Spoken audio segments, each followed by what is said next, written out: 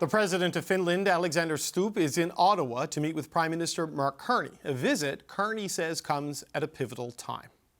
But what we value as a country is the deep relationship we have with Finland. That's an important meeting. It's an important meeting because for our security, it's an important meeting for our relations within Europe, it's an important meeting for Ukraine, helping to develop out of this disorder, and I don't think that's too strong a word, disorder in the international system, to rebuild a better system that works for the people of Canada, the people of Finland, the people of the world. It's the first formal bilateral meeting between the two at a time when both leaders have called for middle powers to come together. The meetings were focused on trade, defense, technology, and the Arctic. Sakari Puisto is the Minister of Economic Affairs for Finland. Minister, it's good to meet you. Thank you for coming in on a busy trip. Yeah, thank you. Great to be here. Visiting Canada at a time of great geopolitical upheaval. Prime Minister Carney was saying today that Canada wants to work with Finland to help rebuild a better system out of disorder. How does Finland see the purpose of this trip? I think Canada and Finland have lots of commonalities. We are advanced economies. We are sort of sparsely populated countries.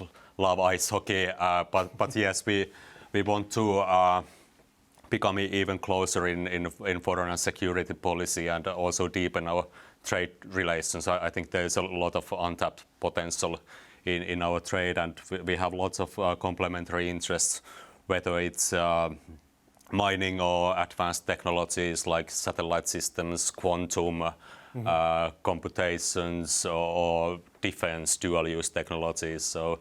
But yes, Canada is, like Mark Carney says, a middle power, and that puts us in a similar type of position. So at least in the group of Nordics, we are also middle power, as Mark Carney and Canada want to diversify the economic relations. It's quite obvious that we want to be here, and I think this visit is highly timely. Well, there's an Arctic sovereignty component to the relationship, the joint NATO membership, the defense and security component. What does this trip?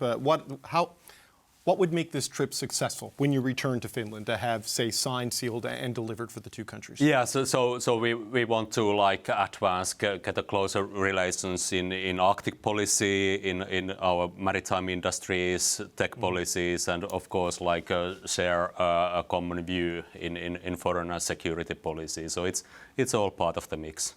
How important are missions like this, relationships like Canada-Finland, as everybody seeks to sort of diversify their options from the United States with what's happening, right? The European Union has been under enormous strain from the changing nature of the U.S. Certainly, it's the case here in Canada, the most integrated economy on earth with the Americans. How important is this to fit into that dynamic? It's highly important. I mean, of course, the war of Ukraine is also very close to us, and we basically closed the sort of relations with Russia. So. Anyway, we need to diversify also and rebalance our trade. So we are also looking for partners and allies and closer and far away.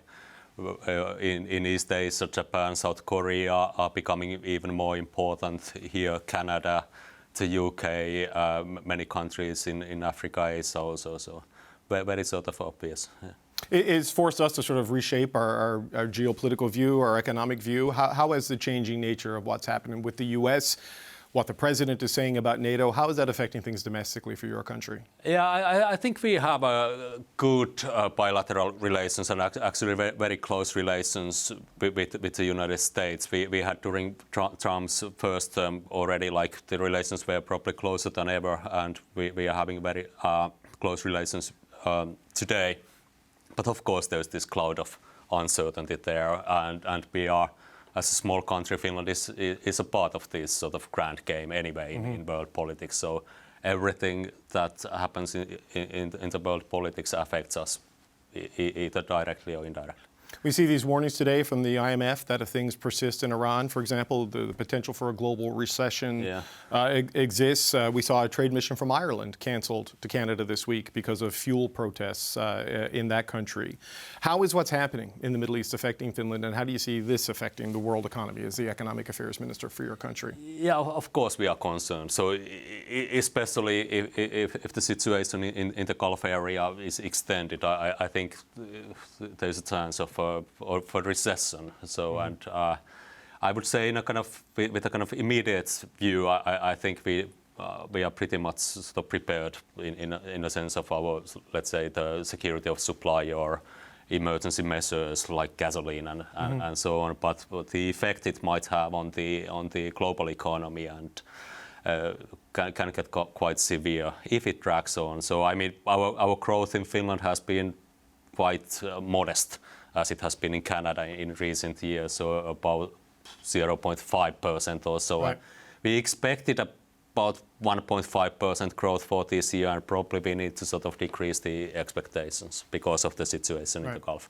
What does it mean, do you think, for Ukraine? Because I know you mentioned that a second ago, and I know Finland kind of ended its neutrality and joined NATO in part response to, well, what happened with the Russian invasion. The surge in the price of oil benefits Russia right now, and it helps fuel that war operation in Ukraine.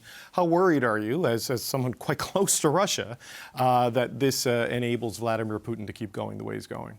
Yeah, I mean, of course, like you described, the effect on the oil price benefits Russia directly in their oil exports. But another thing is like there's a certain amount of political capital, and when the focus is in the Persian Gulf, in the area, it's probably off from somewhere else, and that's another concern I have.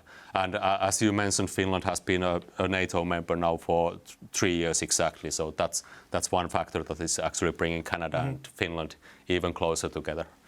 So in the conversations that are happening during this trip, we saw through Prime Minister Carney's speech in Davos and comments that President Stubb has made at Chatham House and at other places that there is a lot of commonality in their view of where the world order is going and how the middle powers, like our countries, need to cooperate. Can the cooperation and collaboration of the middle powers offset the disruption that the great power competition between the U.S. and China is causing to the world economy? Can we get to a point where we're kept whole and can grow, or is it about mitigating against those effects, do you think? I think it can offset it to a certain extent, but I mean, when it's a power competition largely between two superpowers, the United States and emerging superpower, if not already China. I mean, middle powers, they have their role to play, but I think it's recalibrating. It has a role to play, but I still think that the relations between the two major superpowers and that's still dominant. Yeah. So just as a final point, I know these trade missions, they can lead to quick deals that lead to quick developments, but often it's about laying the groundwork for a deepening relationship over time. 3-5 years from now, where do you hope to see Canada-Finland economic, defense, and political ties, sir? Much closer. So I think we are close trading partners already, but I see a lot of untapped potential. So I think we could easily like double the trade, and especially we are interested in the sort of dual use sector of various technologies, whether it's 5G, 6G, trusted connectivity, but also the defense and naval capabilities that we have. So we, for instance, in Finland, we have designed 80% of the icebreakers of the world. We have built half of them, and we have lots of capability. Right, and in an era where Arctic sovereignty and the hunt for critical minerals and energy security is more important, that kind of a relationship and that sort of technology is vital. Exactly. Minister, it was really good to meet you. Thank you for coming in today. Yeah, thanks.